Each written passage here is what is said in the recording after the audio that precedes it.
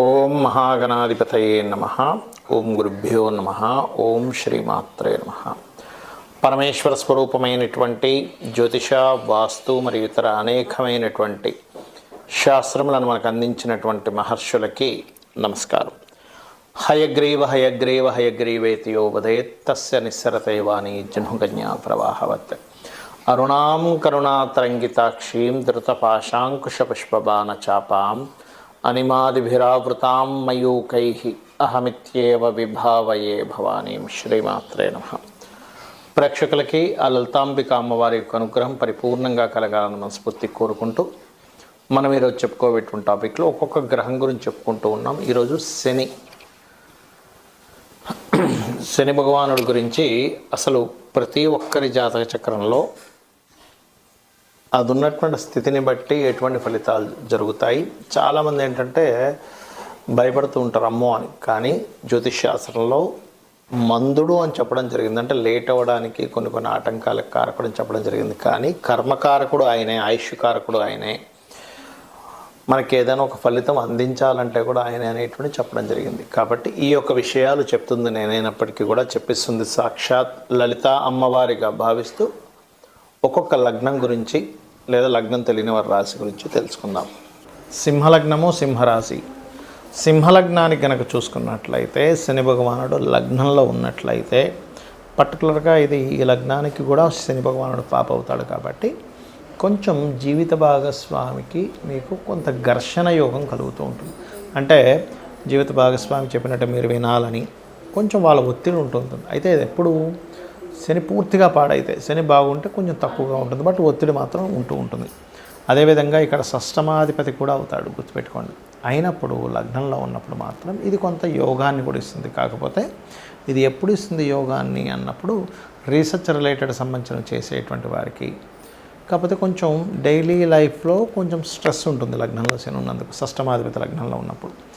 అదేవిధంగా రెండవ స్థానంలో షష్టమాధిపతి ఉన్నాడంటే 100% వీళ్ళు ఉద్యోగం చేస్తారు, అందులో ఎటువంటి సందేహం లేదు. మరి ఇది బుధరాశులు కదండి అంటే ఈ బుధరాశులు అయినప్పటికీ కూడా ఉద్యోగ సంబంధించినవి ఉంటాయి. కాకపోతే ఈ రెండవ స్థానంలో సప్తమాధిపతి డ్యూయల్ సైన్లో ఉన్నందుకు మీ జన్మజాతకంలో కనుక ఈ శని భగవానుడు అదేవిధంగా మీ 12వ అధిపతి చంద్రుడు కూడా పాడైతే 2 వివాహాలకి దారితీస్తుంది.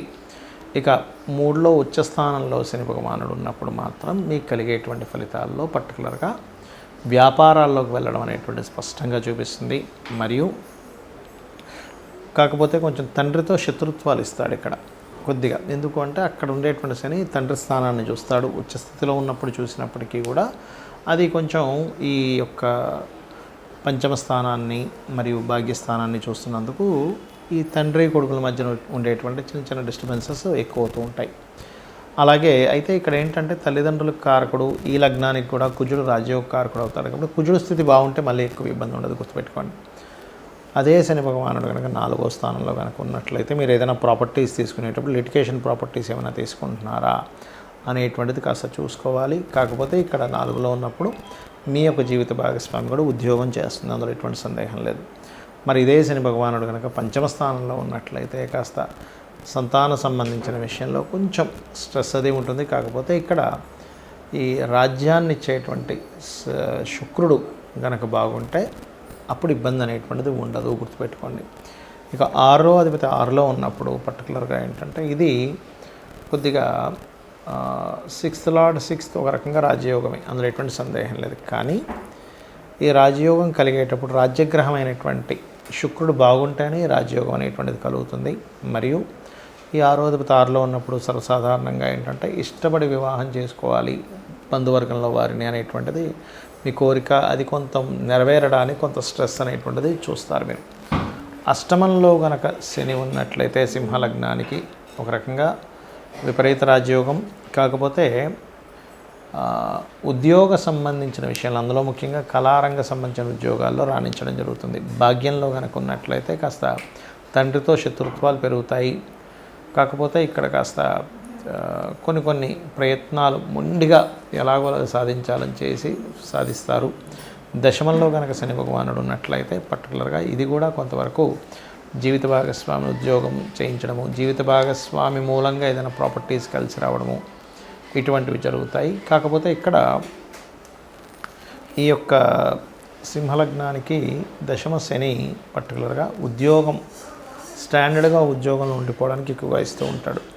లాభశని ఎప్పుడు కూడా ఏంటంటే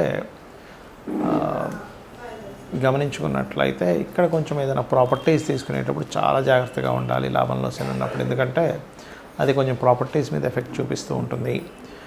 కాకపోతే ఇక్కడ వివాహ సంబంధించిన విషయాల్లో కూడా కాస్త ప్రయత్నం ఎక్కువగా చేయాలి.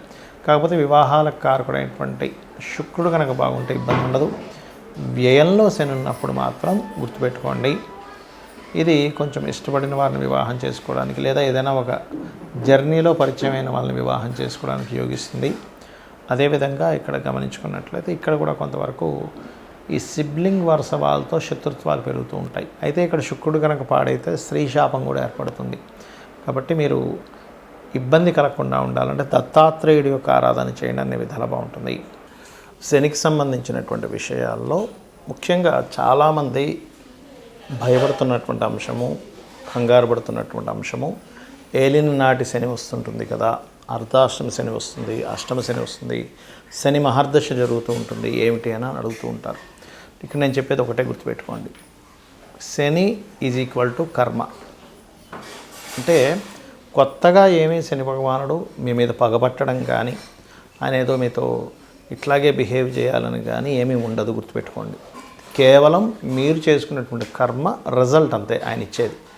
ఇప్పుడు చిన్న ఎగ్జాంపుల్ చెప్పాలంటే మనం ఒక ఎగ్జామ్ రాసాం, ఆ ఎగ్జామ్ యొక్క రిజల్ట్ మనకు వస్తుంది, అంతేగాని మీ ఎగ్జామ్కి మీ రిజల్ట్ ఎలాగైతే వస్తుందో మీరు చేసినటువంటి గుడ్ కర్మ ఆర్ బ్యాడ్ కర్మ శని భగవానుడు అందించేదో అంట్లో ఉంటాడు. అందుకే కర్మస్థానంలో ఉంటాడు ఆయన.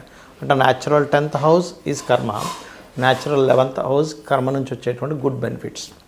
అయితే ఇక్కడ మీరు అర్థం చేసుకోవాల్సింది ఏంటంటే ఇది కేవలం అతను మనం చేసిన ఫలితాలను మాత్రమే అందిస్తున్నాడని మీరు ఎప్పుడైతే అనుకుంటూ కొన్ని విషయాలకి కొంచెం దూరంగా ఉండాలి. ఏలినాడు శని, అర్ధాష్టమ శని, అష్టమ శని నడిచేటప్పుడు, శని మహర్దశ నడిచేటప్పుడు, గోచారంలో కొన్ని స్థానాల్లో శని భగవానుడు సంచరించేటప్పుడు ఈ కొన్ని విషయాలు కనుక పాటించగలిగితే జీవితం అద్భుతంగా ఉంటుంది.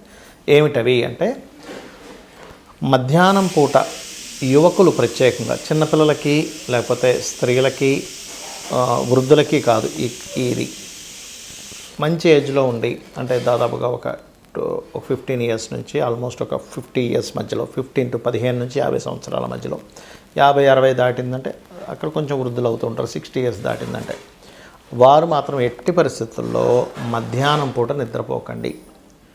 ఎక్సెప్ట్ ఎవరికి మళ్ళీ ఇది నైట్ డ్యూటీస్ చేస్తారు కొంచెం సాఫ్ట్వేర్లో, అలాంటి వారు పర్లేదు, నైట్ అంతా మెలుకొని ఉన్నారు జాబ్ పర్పస్లో, వాళ్ళు మధ్యాహ్నం నిద్రపోయినా ఏమి కాదు. కానీ ఇవేమీ కాకుండా ఉన్నవారు ఎట్టి పరిస్థితుల్లో నిద్రపోకండి. దానివల్ల అనవసరంగా శని యొక్క ప్రభావం మీ మీద నెగటివ్గా ఇంపాక్ట్ పడుతూ ఉంటుంది. ఓకే, రెండవది ఏంటంటే ఎట్టి పరిస్థితుల్లో కూడా మీరు మీ కింద పనిచేసే వాళ్ళు ఉంటారు, చిన్న ఇంట్లో పనిచేసే వాళ్ళు కావచ్చు, లేకపోతే మీ కింద వర్క్ చేసే వాళ్ళు ఎవరినైనా సరే మీరు దూషించకండి దయచేసి. మన కార్మికులకి, కర్షకులకి అంటే కష్టమైనటువంటి పనులు చేసేటువంటి వారికి శని కారకుడు. వాళ్ళని మీరు ఎంత రెస్పెక్ట్ఫుల్గా ఉంటారో శని మీకు అంత బాగా యోగిస్తాడు, గుర్తుపెట్టుకోండి. అదేవిధంగా మరొక విషయం ఏంటంటే మీకు దగ్గరలో ఆలయం ఏదైనా ఉంది అంటే ఆంజనేయ స్వామి కానీ, నరసింహస్వామి కానీ, స్కందుడిది కానీ, రావి చెట్టు ఉన్న వెళ్ళి నిత్యము దర్శనం కనుక చేసుకున్నట్లయితే శని భగవానుడు ఇచ్చేటువంటి రిజల్ట్స్ ఏవైతే ఉంటాయో, గుడ్ రిజల్ట్స్ ఎలాగో మనం అనుభవిస్తాం, కానీ కొంచెం కష్టతరమైనటువంటివి ఏవైతే ఉంటాయో వాటిని మీరు ఈజీగా దాటగలుగుతారు, గుర్తుపెట్టుకోండి. కర్మ ఎక్కడా మారిపోదు, కానీ కర్మని దాటేటువంటి విధానం మీకు చాలా ఈజీగా దాన్ని బేర్ చేయగలుగుతారనమాట. అలాగే మరొక విషయం ఏంటంటే ఇక్కడ మీకు దగ్గరలో ఆలయం ఉన్నట్లయితే అక్కడికి వెళ్ళి నూనెని దానంగా ఇవ్వండి. అంటే టెంపుల్స్లో వాడుకోవడానికి ఇవ్వచ్చు నూనెని, లేదు నువ్వులు, తెల్ల నువ్వులు, నీలం రంగు వస్త్రము శనివారాలు ఇస్తుంటే కూడా ఇందాక మనం చెప్పుకున్నట్టుగా ఏలినాడు శని, అర్ధాష్టమ శని, అష్టమ శని ప్రభావం తగ్గుతుంది. కానీ కొంతమందికి శని దశ ఉంటుంది, 19 ఇయర్స్ ఆఫ్ శని మహాదశ, వాళ్ళకి ప్రతిసారి బ్యాడ్ అవ్వాలని రూల్ లేదండి. మీ జన్మజాతకంలో కనుక PAC అంటారంటే ప్లేస్మెంట్ మంచి స్థానంలో ఉండి మంచి గ్రహంతో చూడబడుతూ ఒక శుభగ్రహంతో కలిసి ఉండి నీచభంగ రాజయోగాల్లో ఉంటే ఆ శని మహర్దశ కొన్ని వేల కోట్లు కూడా ఇచ్చి తీరుతుంది, అందులో ఎటువంటి సందేహం లేదు, గుర్తుపెట్టుకోండి. అయితే ఇక్కడ మీరు అర్థం చేసుకోవాల్సింది ఏంటంటే కర్మ ఖచ్చితంగా సంబంధం ఉంటుంది. మనం పని చేయాల్సిందే. పని చేయకుండా ఏదో నేను కూర్చుంటే వచ్చేస్తాయి అనుకుంటే తప్పు. అది ఎవరికి వస్తుంది? పూర్వజన్మలో బాగా పుణ్యాలు చేసి వాళ్ళు ఏదో గొప్ప ఇంట్లో పుట్టి వాళ్ళకు ఓన్లీ కూర్చుంటే సాగుతుంటే అందరికీ అది సాగదు. అది ఎందుకంటున్నానంటే ఆఖరికి మనకి మహాభారతంలో యుద్ధంలో శ్రీకృష్ణ పరమాత్మ సాక్షాత్ విష్ణు స్వరూపం పక్క నుండి కూడా ఆయన యుద్ధం ఫిజికల్గా చెయ్యమనే చెప్పాడు. అంతేగాని నేను మీరు అలా కూర్చోండి, నేను ఒక మంత్రం చదువుతాను, కౌరవులందరూ చచ్చిపోతారు ఒక మాయలా చేస్తే మీరు చక్కగా మీ రాజ్యం మీరు ఏలుకోవచ్చు అని ఎక్కడా చెప్పలేదు. నువ్వు యుద్ధం చెయ్యి, నీ ధర్మాన్ని నువ్వు చెయ్యి అని చెప్పాడు. అంటే ఏమిటి? సాక్షాత్ శ్రీకృష్ణ పరమాత్మ పక్కన ఉండగా కూడా, ఇది మీరు అర్థం చేసుకోండి. అంటే ఏమిటి? మన చుట్టూ మనం చేసేటువంటి పూజలతో పాటు అమ్మవారు ఉంటుంది, కానీ ఉన్న వాళ్ళకి జయం ఉంది అక్కడ. ఎవరి పక్షానైతే శ్రీకృష్ణ పరమాత్మ ఉన్నాడో వాళ్ళకి విజయం లభించింది. మనం చేయవలసింది ఏమిటంటే మన పని మనం చేసుకుంటూ మనం అమ్మవారినో మీ స్వామివారినో విష్ణువునో శివునో ఎవరినో కానీ పట్టుకొని ఉండాలి. అలా మీరు చేసుకుంటూ వెళ్ళినట్లయితే ఖచ్చితంగా 100% విజయం లభించి తీరుతుంది, అందులో ఎటువంటి సందేహం లేదు. అయితే ఇక్కడ మీకు ఒక్క విషయం చెప్పి ముగిస్తాను. మీ పర్సనల్ చార్ట్లో శాటర్న్ శుభగ్రహాలతో ఉన్నాడా పాపగ్రహాలతో ఉన్నాడా చూసుకోండి. ఎక్కువ పాపగ్రహాలతో ఉన్నాడు అనుకోండి, శాటర్న్కి శత్రువులు ఎవరు? కుజుడు. ఎందుకంటే అగ్రెసివ్ ప్లానెట్, అది fast moving planet, fiery related planet. ఇదేమో కోల్డ్ రిలేటెడ్ ప్లానెట్. సో అక్కడ ఫ్రిక్షన్ ఏర్పడుతుంది దానివల్ల. సో కుజుడితో ఉన్న, కేతువుతో ఉన్న, కేతు ఎందుకు? వీటికి కారకుడు. ఏది? వైరాగ్యానికి, విరక్తికి. ఇదేమో కర్మ, అదేమో విరక్తి. ఈ రెండు కలవకూడదు. అంటే కుజుడితో ఉన్న, కేతువుతో ఉన్న, ఒక్కొక్కసారి సన్తో కంబస్ట్ అయినా ఇబ్బంది ఇస్తుంది. ఈ 3 గ్రహాలతో ఏ గ్రహంతో ఉన్నా ఆ పర్టికులర్ గ్రహాలకు కూడా దీపారాధన చేయండి, మీకు అన్ని విధాలా బాగుంటుంది. ఆ లలితాంబిక అమ్మవారి యొక్క అనుగ్రహం మీకు పరిపూర్ణంగా కలగాలని మనస్ఫూర్తిగా కోరుకుంటూ శ్రీమాత్రే నమః.